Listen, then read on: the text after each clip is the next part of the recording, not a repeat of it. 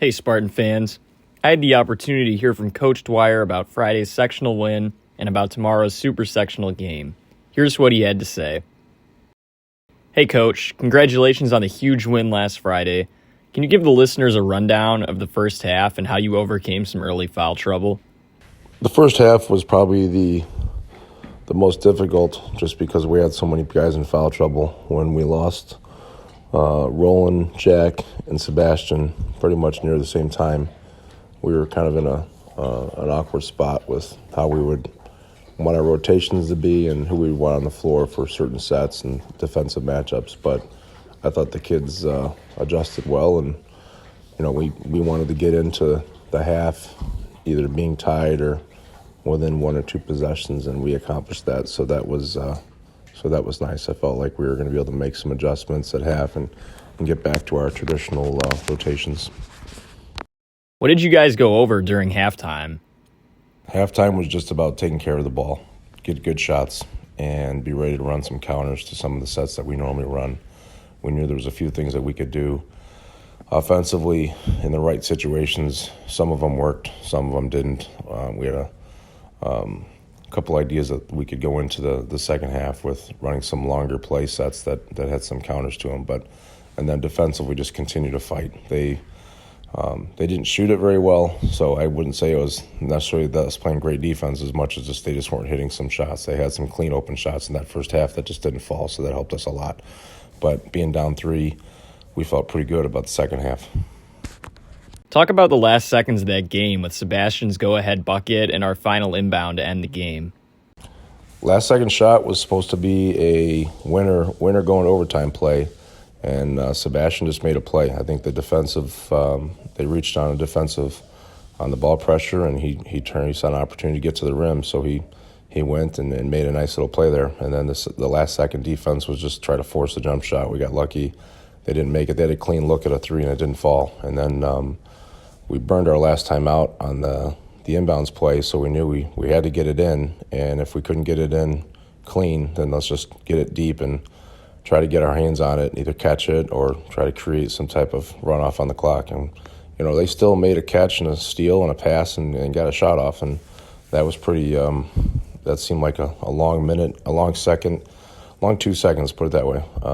But it was really exciting. It was very happy for the kids in the school. We had tremendous fan support. Our fans were amazing, and they really gave us a huge boost when we needed it throughout that game.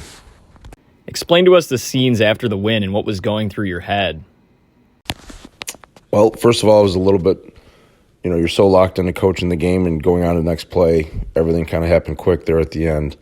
And it's just a big relief. You're happy for the kids, obviously, and you couldn't imagine how excited the kids are running around on the court, and the fans, and then the parents, and so that was really cool. Just seeing our parents, seeing alumni parents that have been with the program from my first year at St. Francis or well before me.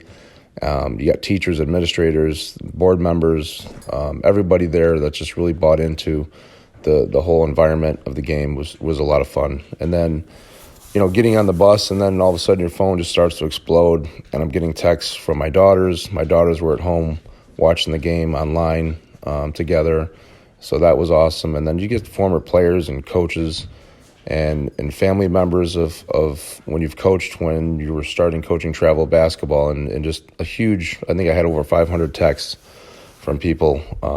So that was really cool, and it's really special.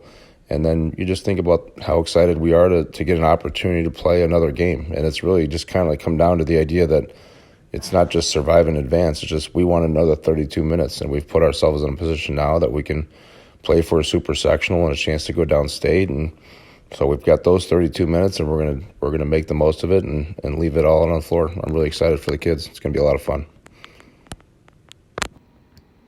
Lastly, talk about tomorrow night's Supersectional game at Ottawa against Metamora. Playing on Monday night in a Supersectional it's awesome. You've got a chance to play in an old-style gym. It's going to have fans on all 4 sides of the floor.